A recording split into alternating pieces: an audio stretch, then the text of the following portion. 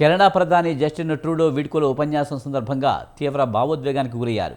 కెమెరాల ఎదుటే కన్నీటి పర్యాంతమయ్యారు. కాగా 1-2 రోజుల్లో జస్టిన్ ట్రూడో వారసుడి ఎంపిక జరిగే అవకాశాలున్నాయి.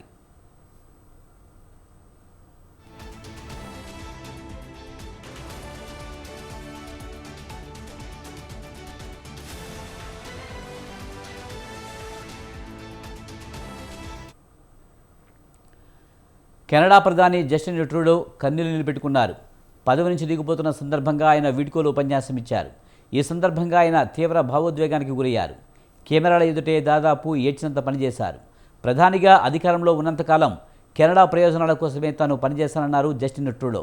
కెనడా ఫస్ట్ నినాదంతో తాను పరిపాలన కొనసాగించారన్నారు ఆయన. ప్రపంచ పటంపై కెనడా ఉన్నంతగా ఉండాలన్నదే తన అభిమతమన్నారు జస్టిన్ ట్రూడో. ఈ సందర్భంగా కెనడాను 51వ రాష్ట్రంగా అమెరికాలో కలిపేసుకుంటామని అమెరికా అధ్యక్షుడు ట్రంప్ చేసిన ప్రతిపాదనను తాను వ్యతిరేకించిన విషయాన్ని ఆయన గుర్తు చేశారు. అలాగే ట్రంప్ ఇటీవల విధించిన ప్రతీకార సుంకాలను తాను వ్యతిరేకించిన విషయాన్ని కూడా ట్రూడో గుర్తు చేశారు.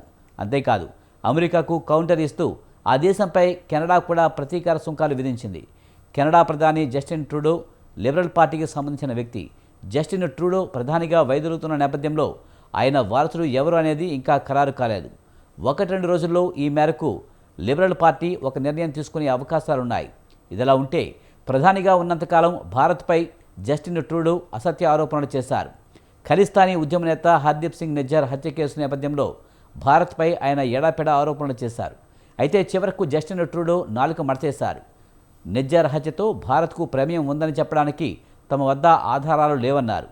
కేవలం నిఘా వర్గాలు అందించిన సమాచారం మేరకు తాము భారత్పై ఆరోపణలు చేశామని స్పష్టం చేశారు. భారత్పై తాము చేసిన ఆరోపణలకు బూమరంగ్ అవుతుందన్న విషయం గ్రహించే జస్టిన్ ట్రూడో ప్లేటు ఫిరాయించారన్నది వాస్తవం.